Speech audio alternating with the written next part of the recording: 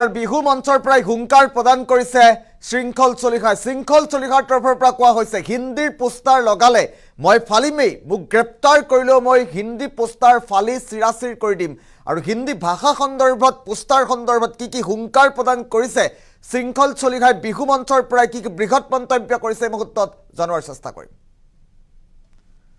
এটা গুৰুত্বপূৰ্ণ খবৰ এই মুহূৰ্তত জনোৱাৰ চেষ্টা কৰিছোঁ। বিহু মঞ্চৰ পৰাই হিন্দী পোষ্টাৰ ফলাৰ হুংকাৰ দিছে শৃংখল চলিহাই। অসমীয়াৰ ওপৰত আগ্ৰাসন চলিবলৈ দিয়া নহ'ব বুলি মন্তব্য কৰিছে শৃংখল চলিহাই। মোক গ্ৰেপ্তাৰ কৰিলেও মই হিন্দীৰ পোষ্টাৰ ফালিমেই, এই মন্তব্য কৰিছে শৃংখল চলিহাই।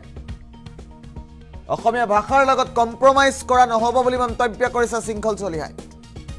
শৃংখল চলিহাই কৈছে অসমীয়া ভাষাৰ লগত কম্প্ৰমাইজ নহ'ব। অসমীয়া ভাষাৰ কাৰণে বীৰ লাচিত সেনাৰ যুদ্ধৰ বাবে সাজু হৈ আছে। গুৱাহাটীৰ বিহু মঞ্চত হিন্দী গীত পৰিৱেশনক লৈও ক্ষোভ প্ৰকাশ কৰিছে শৃংখল চলিহাই। জেলৰ পৰা অহা মানুহ আমি, ভয় কাকো নকৰোঁ, এই মন্তব্য শৃংখল চলিহাৰ। বিহু মঞ্চৰ পৰাই হিন্দীৰ পোষ্টাৰ দেখি খং উঠিল এইবাৰ শৃংখল চলিহাৰ। বিহু মঞ্চত তেওঁ অংশগ্ৰহণ কৰিছিল আৰু বিহু মঞ্চত অংশগ্ৰহণ কৰাৰ সময়তেই কেইবাটাও বিস্ফোৰক মন্তব্য কৰিছে। বিহু মঞ্চৰ পৰাই হিন্দীৰ পোষ্টাৰ ফলাৰ হুংকাৰ প্ৰদান কৰিছে শৃংখল চলিহাই। অসমীয়াৰ ওপৰত আগ্ৰাসন চলিবলৈ দিয়া নহ'ব, এই মন্তব্য শৃংখল চলিহাৰ। লগতে তেওঁ কৈছে মোক গ্ৰেপ্তাৰ কৰিলেও মই হিন্দীৰ পোষ্টাৰ ফালিমেই, যদি মোক গ্ৰেপ্তাৰ কৰে গ্ৰেপ্তাৰো কৰক। শৃংখল চলিহাই মন্তব্য কৰা পৰিলক্ষিত হৈছে। কি কৈছিল শৃংখল চলিহাই পোনে পোনে শুনোৱাৰ চেষ্টা কৰিম।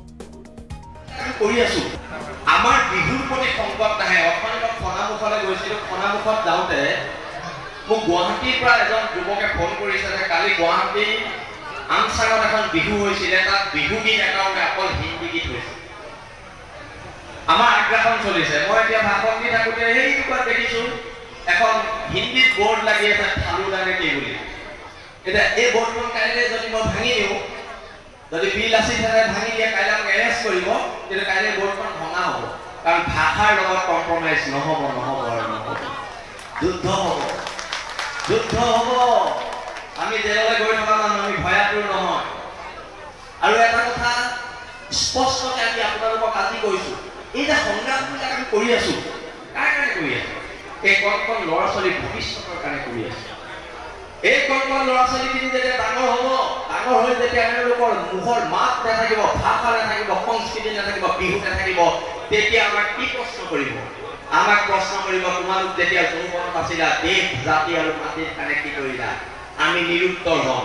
অন্তত অসমীয়া যুৱ মঞ্চ, সদৌ অসম ছাত্ৰ সন্থা, বীৰ লাচিত সেনা, আমি সকলোৱে এটা কথা ক'ব পাৰিম, যেতিয়া দেশ যায়, মাটি যায়, ভাষা যায়, আমি ৰাজপথত মাতিছিলোঁ আৰু এইখন সংগ্ৰামেই সংগ্ৰাম। বিহু বচোৱাৰ সংগ্ৰাম, মৈদাম বচোৱাৰ সংগ্ৰাম, হেংনাং বচোৱাৰ সংগ্ৰাম, পেপা বচোৱাৰ সংগ্ৰাম, গগনা বচোৱাৰ সংগ্ৰাম। এইখন সংগ্ৰামত সকলো একত্ৰিত হৈ যুদ্ধ কৰিব লাগিব। কোন দলৰ কথানে কৰিছে ডাঙৰ কথা নহয়, আমি একত্ৰিতভাৱে কৰিছোঁ নে নাই কৰা সেইটোহে ডাঙৰ কথা। সেয়েহে মই আজি ইয়াত বহু ৰাইজ বহি আছে। মই আপোনালোকক কেতিয়াবা ব্যক্তিগত জীৱনত লগ পাওঁ নে নাপাওঁ মই নাজানো, কিন্তু দেশ জাতি মাটি বিপদৰ সময়ত আমি ৰাজপথত লগ পাম বুলি মই আশা ৰাখিলোঁ। আৰু ইয়াকে কৈ মোৰ চমু বক্তব্য সামৰণি মাৰিলোঁ। ধন্যবাদ। জয় অসম। শৃংখল চলিহাৰ মন্তব্য আছিল, আমি শুনালোঁ। অসমীয়া ভাষাৰ লগত কম্প্ৰমাইজ কেতিয়াও কৰা নহ'ব বুলি মন্তব্য কৰিছে শৃংখল চলিহাই। অসমীয়া ভাষাৰ কাৰণে বীৰ লাচিত সেনা যুদ্ধৰ বাবে সাজু হৈ আছে বুলি মন্তব্য কৰিছে শৃংখল চলিহাই। শৃংখল চলিহাই কি বিশেষ মন্তব্য কৰিছিল পুনৰবাৰ জনোৱাৰ চেষ্টা কৰিম। গুৱাহাটীৰ বিহু মঞ্চত হিন্দী গীত পৰিৱেশন কৰাক লৈও শৃংখল চলিহাই ক্ষোভ প্ৰকাশ কৰা পৰিলক্ষিত হৈছে। বিহু মঞ্চৰ পৰাই হিন্দী পোষ্টাৰ ফলাৰ হুংকাৰ প্ৰদান কৰিছে বীৰ লাচিত সেনাৰ নেতা শৃংখল চলিহাই। অসমীয়াৰ ওপৰত আগ্ৰাসন চলিবলৈ দিয়া নহ'ব বুলি মন্তব্য কৰিছে শৃংখল চলিহাই। শৃংখল চলিহাৰ তৰফৰ পৰা বিহু মঞ্চৰ পৰাই কেইবাটাও হুংকাৰ প্ৰদান কৰা হৈছে। মোক গ্ৰেপ্তাৰ কৰিলেও মই হিন্দীৰ পোষ্টাৰ ফালি চিৰাচিৰ কৰি দিম বুলি কৈছে। অসমীয়া ভাষাৰ লগত কম্প্ৰমাইজ কৰা নহ'ব বুলি মন্তব্য কৰিছে শৃংখল চলিহাই। সমান্তৰালকৈ তেওঁ কৈছে অসমীয়া ভাষাৰ কাৰণে বীৰ লাচিত সেনাৰ যুদ্ধ সদায় সাজু। গুৱাহাটীৰ বিহু মঞ্চত হিন্দী গীত পৰিৱেশনক লৈও ক্ষোভ উজাৰিছে শৃংখল চলিহাই। জেলৰ পৰা অহা মানুহ আমি, ভয় কাকো নকৰোঁ, এই মন্তব্যও কৰিছে শৃংখল চলিহাই কি বিশেষ মন্তব্য কৰিছিল পুনৰবাৰ শুনোৱাৰ চেষ্টা কৰিম। আমাৰ বিহুৰ প্ৰতি সংকট নাহে। অকণমান খনামুখলৈ গৈছিলোঁ, খনামুখত যাওঁতে মোক গুৱাহাটীৰ পৰা এজন যুৱকে ফোন কৰিছে যে কালি গুৱাহাটী আমচাঙত এখন বিহু হৈছিলে, তাত বিহু গীত এটাও অকল হিন্দী গীত হৈছে।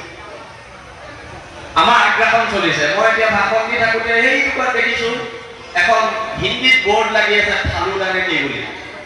এতিয়া এই বৰ্ডখন কাইলৈ যদি মই ভাঙি দিওঁ, যদি বিল আছে ভাঙি দিয়ে, কাইলৈ আমাক এৰেষ্ট কৰিব, কিন্তু কাইলৈ বৰ্ডখন ভঙা হ'ব। কাৰণ ভাষাৰ লগত কম্প্ৰমাইজ নহ'ব। যুদ্ধ হ'ব। আমি জেললৈ গৈ থকা মানুহ, আমি ভয়াতুৰ নহয়। আৰু এটা কথা স্পষ্টকৈ আমি আপোনালোকক আজি কৈছোঁ, এই যে সংগ্ৰামবিলাক আমি কৰি আছোঁ, কাৰ কাৰণে কৰি আছোঁ? এই কণ ল'ৰা ছোৱালীৰ ভৱিষ্যতৰ কাৰণে কৰি আছোঁ। এই কণ ল'ৰা ছোৱালীখিনি যেতিয়া ডাঙৰ হ'ব, ডাঙৰ হৈ যেতিয়া তেওঁলোকৰ মুখৰ মাত নাথাকিব, ভাষা নাথাকিব, সংস্কৃতি নাথাকিব, বিহু নাথাকিব, তেতিয়া আমাক কি প্ৰশ্ন কৰিব?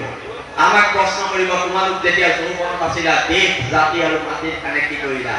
আমি নিৰুত্তৰ হ'ম। অন্ততঃ অসমীয়া যুৱ মঞ্চ, সদৌ অসম ছাত্ৰ সন্থা, বীৰ লাচিত সেনা, আমি সকলোৱে এটা কথা ক'ব পাৰিম, যেতিয়া দেশ যায়, মাটি যায়, ভাষা যায়, আমি ৰাজপথত মাতিছিলোঁ আৰু মাতিছিলোঁ। এইখন সংগ্ৰামেই সংগ্ৰাম। বিহু বচোৱাৰ সংগ্ৰাম, মৈদাম বচোৱাৰ সংগ্ৰাম, হেংনাং বচোৱাৰ সংগ্ৰাম, পেপা বচোৱাৰ সংগ্ৰাম, গগনা বচোৱাৰ সংগ্ৰাম। এইখন সংগ্ৰামত সকলো একত্ৰিত হৈ যুদ্ধ কৰিব লাগিব। কোন দলখন গঠনে কৰিছে ডাঙৰ কথা নহয়, আমি একত্ৰিতভাৱে কৰিছোঁ নে নাই কৰা সেইটোহে ডাঙৰ কথা। সেয়েহে মই আজি ইয়াত বহু ৰাইজ বহি আছে। মই আপোনালোকক কেতিয়াবা ব্যক্তিগত জীৱনত লগ পাওঁ নে নাপাওঁ মই নাজানো, কিন্তু দেশ জাতি মাটিৰ বিপদৰ সময়ত আমি ৰাজপথত লগ পাম বুলি মই আশা ৰাখিলোঁ। আৰু ইয়াকে কৈ মোৰ চমু বক্তব্য সামৰণি মাৰিলোঁ। ধন্যবাদ। জয়